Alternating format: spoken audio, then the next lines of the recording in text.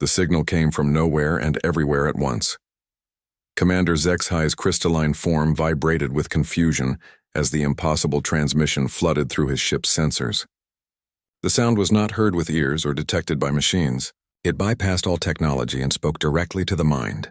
Every being on the bridge of the Zephyrian science vessel Crystal Song felt it at the same time. Fear. Pure, desperate fear that made their thoughts freeze. "What is this?" Zexhi asked, his voice creating harmonic tones that his crew usually found calming. Today, nothing could calm them. Senior Navigator Timara, her crystal body dim with worry, checked her instruments 3 times before answering. "Sir, the signal is coming from the Kepler sector, but it is not using any known communication method. The Kepler sector was home to the Wylothi Federation, peaceful beings who had never known war in their 5,000 years of space travel. They grew food for half the galaxy and built the most beautiful cities on garden worlds that made other species weep with joy. Send word to the Galactic Council," Zexhi ordered. Something is very wrong. Across the galaxy, other species heard the same cry. The gas-dwelling Nathari stopped their eternal dances in the clouds of their homeworld. The hive-minded collective's billion voices fell silent for the first time in recorded history. Every advanced civilization in the galaxy felt the fear that came with the signal. It took 3 days for the first rescue fleets to reach the Kepler sector. What they found made no sense. Captain Vorthak of the Nethari Deep fleet emerged from his gas-filled command chamber when his ship arrived at Elathi Prime. His species had evolved in the crushing atmosphere of gas giants. They were used to pressure that would kill most other beings. But the pressure he felt now was different. It pressed against his very soul. "Scan the planet," he ordered his crew through their telepathic link. The results came back wrong. The scanners showed a world, but not a living world. Every city was empty. Every farm was dead. Every forest was silent, but there was no damage. No signs of war or disaster. The Elathi were simply gone. "Sir," his science officer sent through their mental connection, "we are detecting life signs in the northern continent. Very faint. They found 300 Elathi survivors hiding in deep caves. When the rescue teams brought them aboard the ships, the survivors could barely speak. They trembled constantly and their large, gentle eyes darted to every shadow. Elder Yelandra was the oldest among them. She had lived for 800 years and seen the galaxy grow peaceful and prosperous. Now she looked like she had aged another 1,000 years in a matter of days. "What happened here?" Captain Vorthak asked gently. The Elathi were known for their kindness. Seeing them broken like this hurt his heart. "The Devourers came," Yelandra whispered. Her voice was so quiet that the universal translator almost missed it. "They came from the dark between the stars." "Devourers? We have no record of such a species." Yelandra's eyes went wide with terror. "They are not a species. They are hunger itself. They eat everything, not just flesh or plants or animals. They eat the light from our minds. They eat the joy from our hearts. They eat until nothing is left but emptiness." The rescue team searched every world in the Elathi Federation, 47 planets that had been home to over 12 billion beings, all empty, all silent. The buildings remained. The machines still worked. But every living thing was gone, except for the few hundred survivors who had hidden deep underground. The Galactic Council convened an emergency session on the neutral world of Harmony Station. Representatives from 200 species gathered in the Great Chamber. The air buzzed with translation fields as hundreds of languages filled the space. High Chancellor Mordain of the Hegemony called for order. Her forearms spread wide as her voice carried across the chamber. "We face something new, something that has destroyed an entire civilization without leaving a trace." The survivors had been brought to give testimony. Elder Yelandra stood at the center of the chamber, surrounded by beings from across the galaxy. Many were twice her size and far more powerful than her peaceful people. But they all listened with growing fear as she spoke. "They came in the deep night when our 3 moons were dark. At first we thought they were asteroids. Our sensors showed large objects moving through our outer system. But then the objects changed course. They moved with purpose toward our worlds when What did they look like?" asked General Caxtor of the warrior clans. His people had fought in 1,000 battles. He knew every weapon and every enemy in the known galaxy, like shadows given form, like darkness that moved against the light. They were as large as our cities, but they changed shape constantly, When we fired our defense weapons at them, the energy passed through them like they were not there. When we tried to shield our cities, they walked through our barriers like walking through air. Elder Yolandra paused, her hands shaking as she remembered. But the worst part was not what they did to our bodies. It was what they did to our minds. When they came near, we could feel our thoughts being pulled from us. Our memories became dim. Our love for each other faded. They fed on the very things that made us who we were. The chamber fell silent. Many of the representatives had expected to hear about some new weapon or unknown enemy fleet. This was something far worse. How did you survive? Chancellor Mordain asked. The deep caves of our homeworld are made of Kethvara crystal. It is natural to our world but very rare. We discovered by accident that the Devourers could not sense us when we were surrounded by it. So we hid. We hid and listened as our world died above us. Admiral Thexnus of the Combined Fleet stood to address the chamber. We must act quickly. If these Devourers are moving through the galaxy, we need to stop them before they reach other populated systems. Over the next days, the greatest military minds in the galaxy worked together. They brought their most powerful ships and their most advanced weapons. Energy shields that could stop the explosion of stars. Weapons that could crack planets in half. Technology that had made war almost impossible between civilized species. It was not enough. The Devourers moved to the nearby Tethys system, 5 worlds full of miners and engineers. The combined galactic fleet arrived just as the attack began. They fired everything they had. Planet-killing lasers passed through the Devourers like light through water. Nuclear missiles that could destroy moons exploded harmlessly against their shifting forms. Gravity weapons that could crush matter into neutron density had no effect at all. In 6 hours, 5 billion beings were gone. The fleet could only watch as the Devourers fed and grew stronger. When they left the dead system behind, they were larger than before. More solid, more real. That night the cry went out again. Not from the Elathi this time, but from the Tethys colonies. The same sound of pure terror and desperation. But now it was stronger. It carried farther. It reached beyond the edge of the galaxy to places where no civilized being had ever looked. In the council chambers on Harmony Station, Elder Yolandra sat alone in the dark. The great leaders of the galaxy had tried their best and failed. She knew they would try again and fail again. The Devourers were too old, too hungry, and too alien for normal weapons to touch. But as she sat in the darkness, she felt something new in the great cry that echoed through the stars. Something was listening. Something was hearing their call for help from the empty dark between the galaxies. Something was coming. The archives were buried deep in the ruins of the oldest Elathi city. Dr. Nexvala had been searching for weeks through the abandoned libraries of Elathi Prime, the crystalline beings. Many arms moved quickly through data crystals and ancient texts. As the galaxy's leading expert on extinct civilizations, she had been called to find any information about the Devourers. What she found changed everything.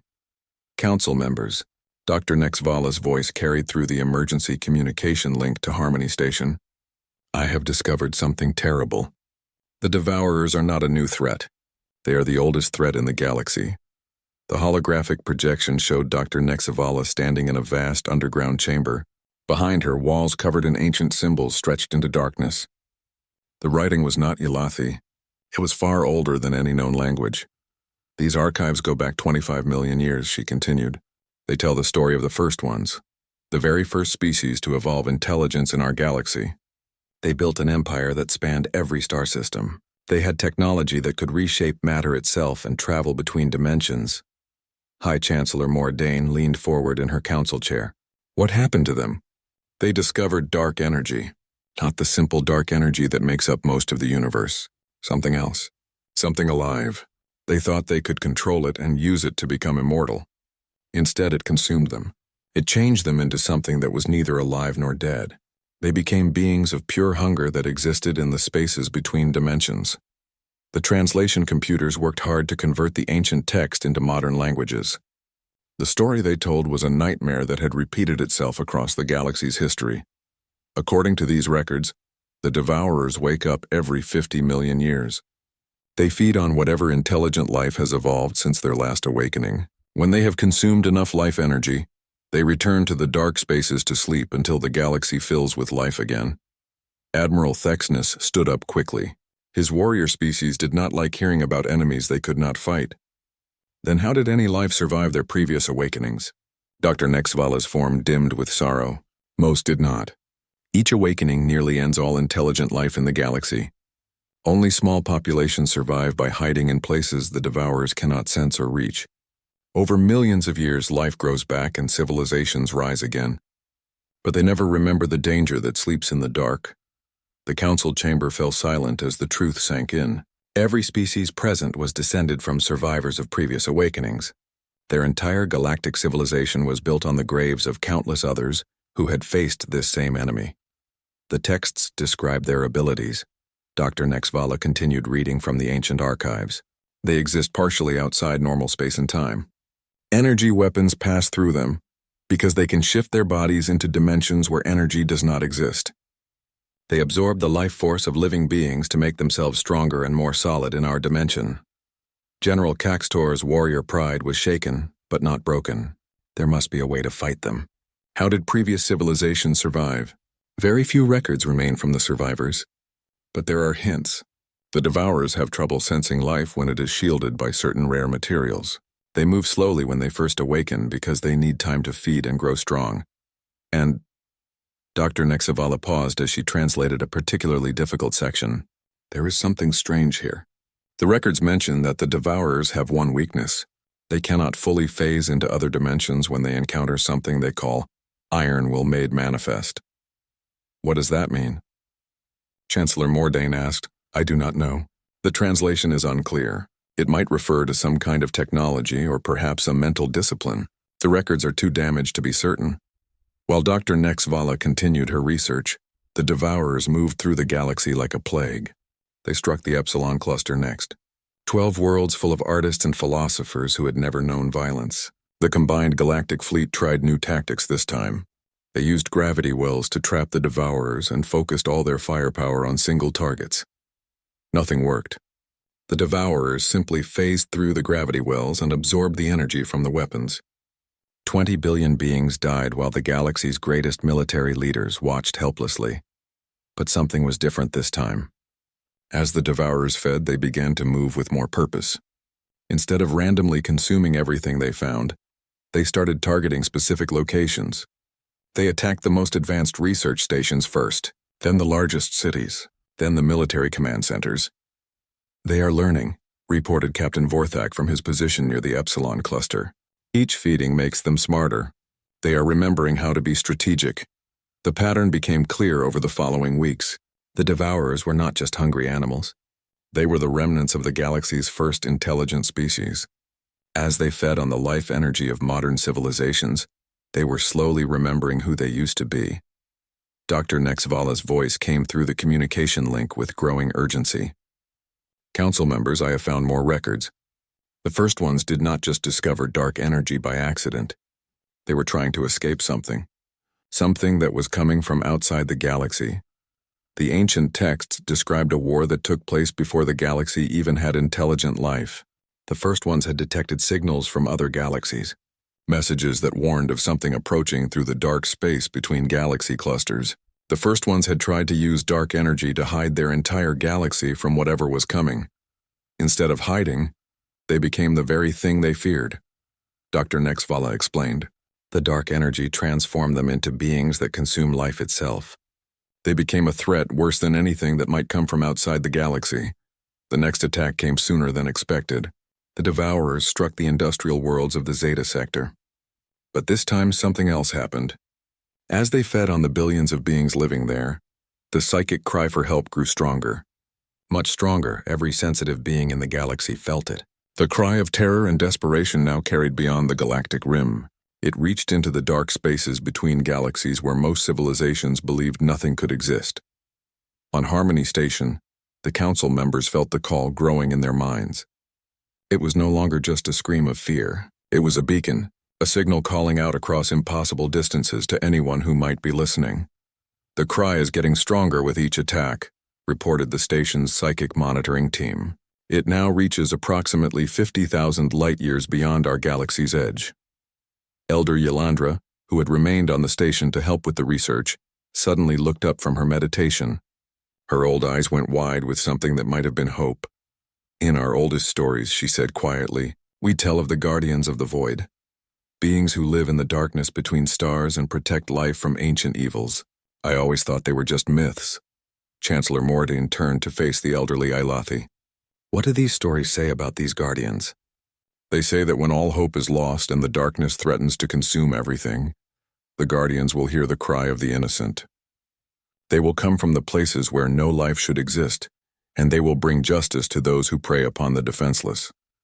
General Caxtor shook his head. His warrior people believed in strength and steel, not myths and legends.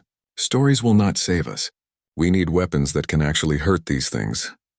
But Elder Yelandra smiled for the first time since her people were destroyed. "The stories also say that the guardians do not use the weapons of civilized beings. They use the weapons of worlds that forge strength from suffering, worlds that teach their children to fight death itself every day they live." Far beyond the galaxy's edge, in the cold dark between the stars, something heard the cry. On a small blue world that most galactic surveys had dismissed as too dangerous for intelligent life, primitive radio telescopes detected the impossible signal. The beings on this world had been watching the galaxy for decades, learning its languages and studying its technology. They called themselves humans, and their world had taught them lessons that no civilized species could understand. Their planet tried to kill them with weather, earthquakes, volcanoes, diseases, and predators. In response, they had learned to kill back. When the cry for help reached Earth, the response was immediate. Every nation on the planet set aside their differences and began preparing for war. They had been waiting for this moment ever since they first looked up at the stars and wondered if they were alone. The answer was coming. And it was bringing weapons that the galaxy had never seen before. Admiral Sarah Chen stood in the command center buried 3 miles beneath the Rocky Mountains. Around her, screens showed information flowing in from every corner of Earth. For the first time in human history, every nation was working together for a single purpose. "Signal analysis complete," reported Dr. James Okafor from his station. The xenolinguist had spent years decoding alien communications. "The transmission is definitely a distress call. Multiple species are being systematically exterminated by something they call devourers." Admiral Chen studied the tactical displays. Earth's military leaders had been preparing for this moment for 40 years. Ever since they first detected signals from the galactic core, they had watched the galaxy's civilizations from the shadows, learning everything they could about alien technology and alien weaknesses. "What do we know about the enemy?" she asked. General Martinez, representing the combined ground forces, pulled up holographic data. Based on intercepted communications, they phase in and out of normal space. Energy weapons are useless. They feed on life energy and grow stronger with each attack. The galaxy's most advanced civilizations have been helpless against them, and they are heading toward the galactic rim, added Admiral Chen. According to the pattern analysis, they will reach this sector in approximately 18 months. President Williams joined the meeting via secure link from the United Nations headquarters. "The Security Council has made its decision. We cannot let these things continue killing innocent people. Earth will respond to the distress call." Some of the military leaders looked uncertain. Humanity had never ventured beyond the solar system in person. Their technology was primitive compared to what they had observed from the galactic civilizations. They had nuclear weapons and chemical rockets, while the aliens had energy shields and faster-than-light travel. "Sir," General Brooks spoke carefully, "our weapons are thousands of years behind alien technology. How can we fight something that their advanced energy weapons cannot touch?" Admiral Chen smiled grimly. She had been studying the intercepted data for weeks. "Because we do not rely on energy weapons. We use kinetic force, chemical explosives, and nuclear fission. Our weapons work by hitting things really hard, not by sending energy through them." Dr. Sarah Kim, the lead xenobiologist, had been analyzing the alien distress signals. "There is something else.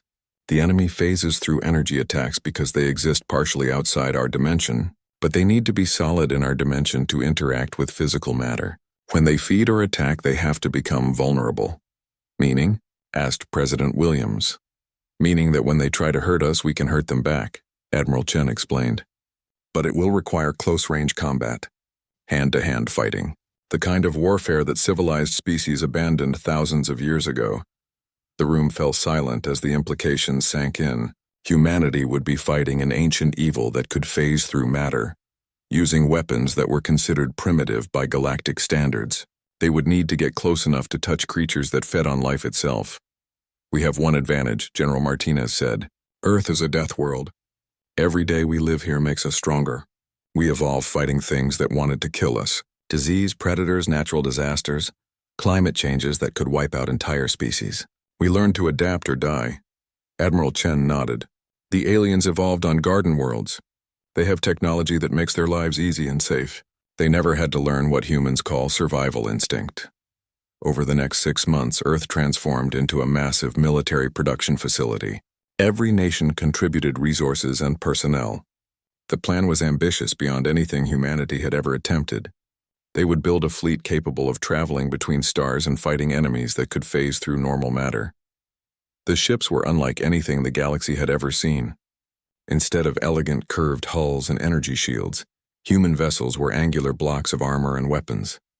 They carried nuclear reactors that could be overloaded as weapons. Their hulls were lined with magnetic acceleration rails that could fire metal projectiles at significant fractions of light speed. Most importantly, every ship carried Marines. Human soldiers trained from birth to fight in environments that would kill most other species. They wore powered armor and carried weapons designed to destroy anything they could touch. Kinetic rifles that fired depleted uranium rounds. Plasma cutters powered by portable fusion reactors. Chemical explosives that could breach any barrier. Commander Lisa Park reviewed the Marine training reports from her position aboard the flagship Terran Resolve. The ship was humanity's first interstellar warship, over 2 kilometers long and bristling, with weapons that would seem crude to alien observers, but had been tested against every defensive system humanity could devise. "Training completion is at 95%, she reported to Admiral Chen. "All Marine units are ready for deployment. We have developed new tactics specifically for fighting phase-shifting enemies." The tactics were brutal but simple. When the enemy phased out of normal space, human forces would use area denial weapons to control the battlefield. Nuclear mines that would detonate if anything solid appeared nearby. Chemical weapons that would contaminate large areas. When the enemy phased back into normal space to attack, human Marines would be waiting with close combat weapons. "Remember," Admiral Chen addressed the fleet commanders, "we are not trying to fight a civilized war. We are trying to stop something that eats entire civilizations. Every rule of warfare that makes sense between reasonable beings is useless here." The fleet launched on a cold December morning. 12 ships carrying 30,000 human soldiers and enough weapons to crack planets.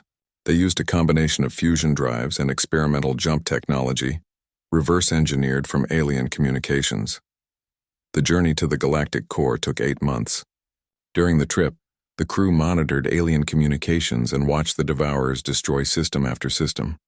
Hundreds of billions of beings died while the human fleet traveled through the dark between stars.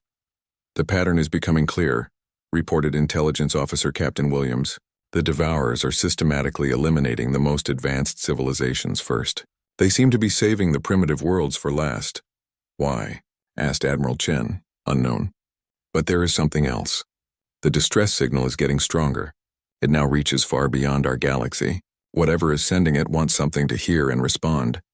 When the human fleet finally arrived at the edge of the battle zone, they found chaos. The combined galactic fleet was retreating from the Omega sector, where 40 billion beings had just been consumed. Alien ships that could level continents were fleeing from enemies they could not touch. Admiral Chen opened a communication channel to the galactic fleet. Her message was broadcast in the 12 most common galactic languages that Earth xenolinguists had learned. "This is Admiral Sarah Chen of the Terran Defense Force. We received your distress call. We are here to help." The response came from High Admiral Thexinus aboard the galactic command ship. His voice carried confusion and hope in equal measure. "Unknown vessel, identify yourself. What is your species and origin?" "We are humans from Earth. We come from the galactic rim, and we are here to fight." There was a long pause before Admiral Thexinus responded. "Humans, we have no record of your species. Your vessels appear to be primitive. You cannot hope to fight enemies that our most advanced weapons cannot touch." Admiral Chen looked around the bridge of the Terran Resolve. Her crew was ready. The Marines were armed and waiting. Humanity had traveled across the galaxy to answer a call for help from people they had never met. "Admiral Thexinus," she said calmly, You called for help. We do not abandon those who call for help. On the screens around her, sensors detected the Devourers moving toward their position. Massive, shifting forms that seemed to exist in several dimensions at once. The galaxy's most feared enemy was coming to feed again.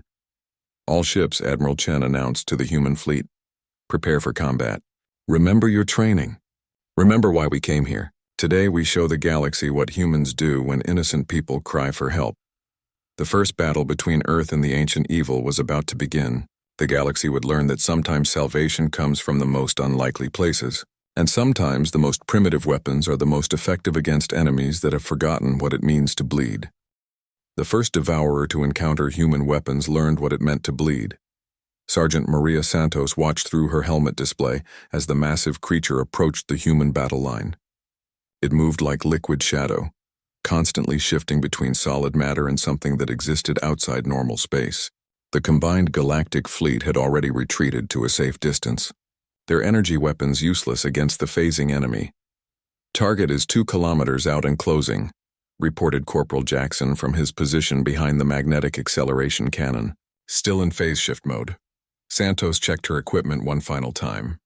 Powered armor that could survive in vacuum, kinetic rifle loaded with depleted uranium rounds, chemical charges that could breach starship hulls, and most importantly, absolute determination to protect innocent life.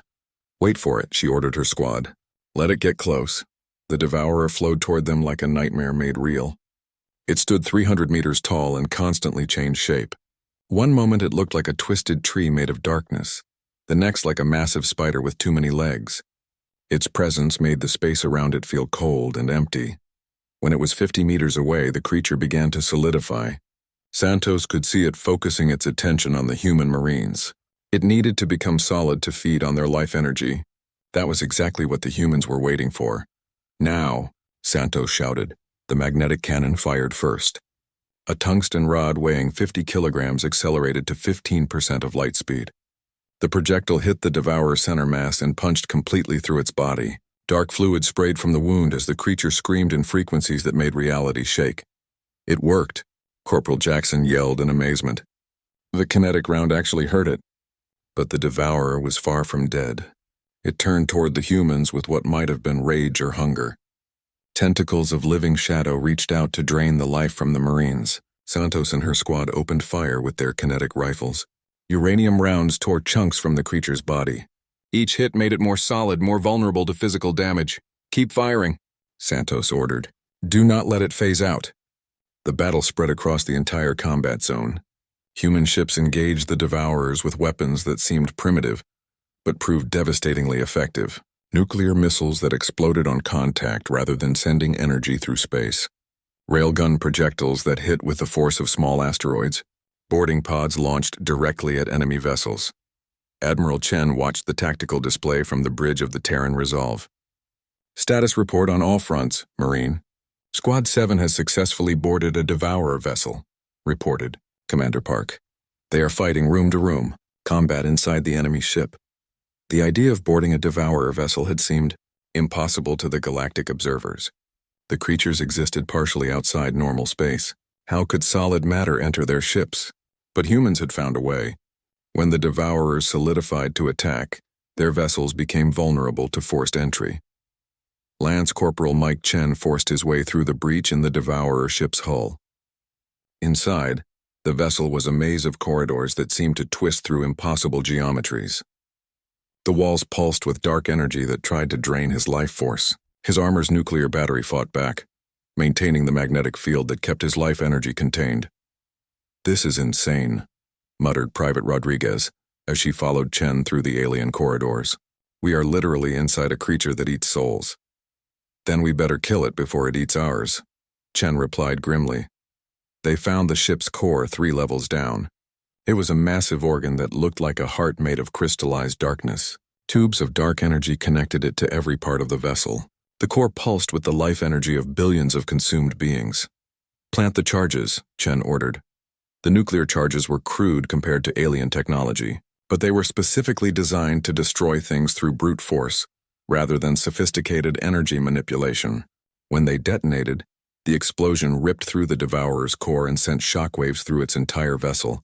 The creature died screaming, Its death cry echoed through dimensions and reached every other devourer in the battle zone. For the first time in 25 million years, one of their kind had been killed by prey. Admiral Thexnes watched the human attack from his command ship with growing amazement. How is this possible? These primitives are fighting enemies that our most advanced weapons cannot touch. His science officer checked the readings again before answering. Sir, their weapons operate on completely different principles from ours. Instead of energy manipulation, they use kinetic force and nuclear fission. When the devourers phase shift to avoid energy, they are still vulnerable to physical impact. But how do they get close enough? The devourers drain life energy from any living being that approaches. The humans appear to have solved that problem as well. Their armor contains nuclear reactors that generate magnetic fields. The fields contain their life energy and prevent the devourers from draining it until they are close enough to attack. The battle continued for 18 hours. Human Marines fought devourers in brutal close combat, while their ships provided support with kinetic weapons. Every time a devourer tried to phase out of normal space, chemical explosives and nuclear mines forced them back into reality where bullets and bombs could hurt them. But the humans paid a price for their victory. They lost 3 ships and over 4,000 Marines. Each death was mourned by the entire fleet, but no one suggested retreating. Earth had sent them to protect innocent life, and they would not abandon that mission. As the last devourer in the battle zone died, something unexpected happened. The psychic distress signal that had been calling out across the galaxy suddenly changed. Instead of desperate fear, it now carried something else. Hope. The signal reached further than ever before, carrying news that the ancient enemy could be defeated. Admiral Chen stood in the memorial bay of the Terran Resolve, looking at the names of the human soldiers who had died in the battle. Each one had volunteered to travel across the galaxy to fight for people they had never met. Each one had known the mission might cost their life. Admiral, Commander Park approached with a communication from the Galactic Fleet. High Admiral Thexnes is requesting permission to come aboard. He wants to speak with you personally. When the alien admiral materialized on the human ship, he looked around with curious eyes. The corridors were cramped and functional, compared to the elegant spaces of galactic vessels. Everything was designed for efficiency rather than comfort. The humans who passed by moved with the quick, alert manner of predators rather than the peaceful grace of civilized beings. Admiral Chen, Thexnes said through his translation device, I must ask you something that my people find difficult to understand. Why did you come?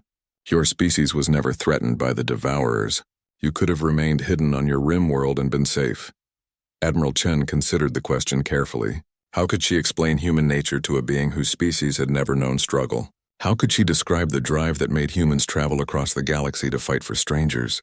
Admiral Thexnes, she said finally, on our world we have a saying, evil succeeds when good people do nothing. We heard innocent beings crying for help. We had the ability to answer that cry. Therefore, we had the obligation to answer it.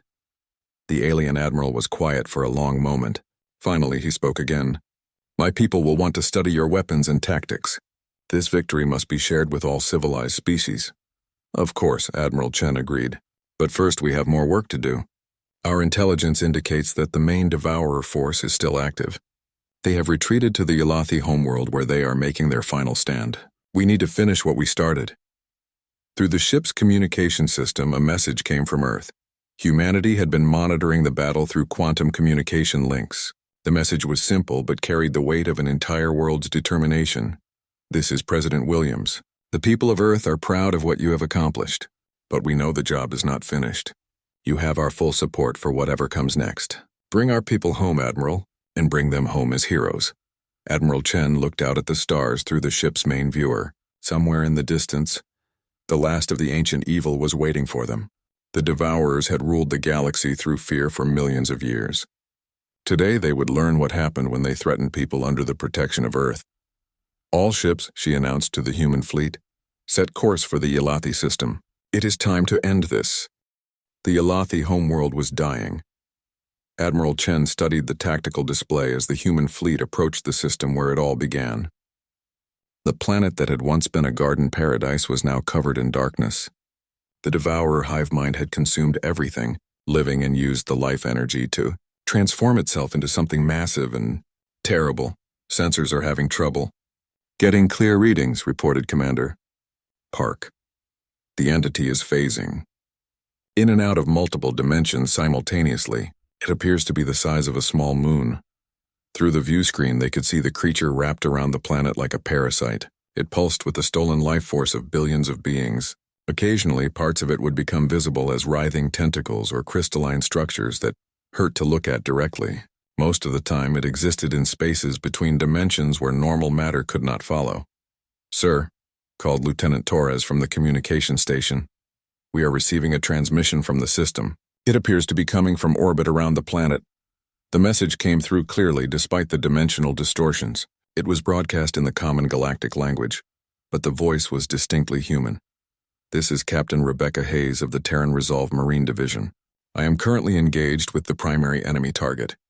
Could use some backup up here." Admiral Chen stared at the display in shock. "Captain Hayes? How did you get to the system ahead of us?" The response came with the sound of weapons fire in the background. "Long story, sir. Short version is that our boarding pod got caught in a dimensional rift during the last battle. We ended up here 3 days ago. We have been fighting the main entity ever since. What is your status, Captain?" "We are inside the creature, sir. Turned out that when it phases between dimensions, anything touching it gets pulled along for the ride. We have been moving through its internal structure and placing nuclear charges at what we think are vital organs. The entity does not seem to like it very much." The tactical display updated to show a small signal moving through the massive creature. Somehow a squad of human Marines had been transported inside the most dangerous enemy in galactic history and were fighting it from within. "How many of you are there?" Admiral Chen asked. 12 Marines, sir. We started with 20, but, well, this thing fights back. The good news is that we found something interesting. The creature seems to have a central core where it stores the life energy it has consumed. If we can destroy that core, we think we can kill the whole entity." Admiral Chen made her decision quickly. "Captain Hayes, maintain your position. We are coming to assist." "Respectfully, sir, how exactly do you plan to get inside this thing?" "It exists in multiple dimensions at once." Admiral Chen smiled grimly. "We are going to make it angry enough to grab us." The plan was simple and completely insane. The human fleet would attack the creature with everything they had, forcing it to become solid enough to fight back.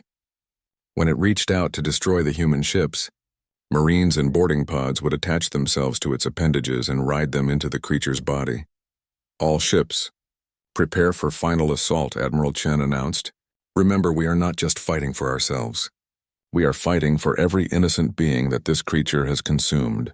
We are fighting for the future of life in this galaxy." The attack began with nuclear missiles, hundreds of them, each carrying warheads designed to crack asteroids. They detonated against the creature's shifting form, forcing parts of it to become solid and vulnerable. The entity roared in frequencies that shattered asteroids and made nearby stars flicker. Then came the railgun bombardment. Tungsten rods accelerated to relativistic speed struck the creature like the fists of angry gods. Each impact tore away pieces of dark matter and made the entity more solid, more present in normal space. Finally, the creature had enough. Massive tentacles made of crystallized shadow reached out toward the human fleet. Each appendage was the size of a battleship and moved with impossible speed. But the humans were ready. "Launch boarding pods," Admiral Chen ordered.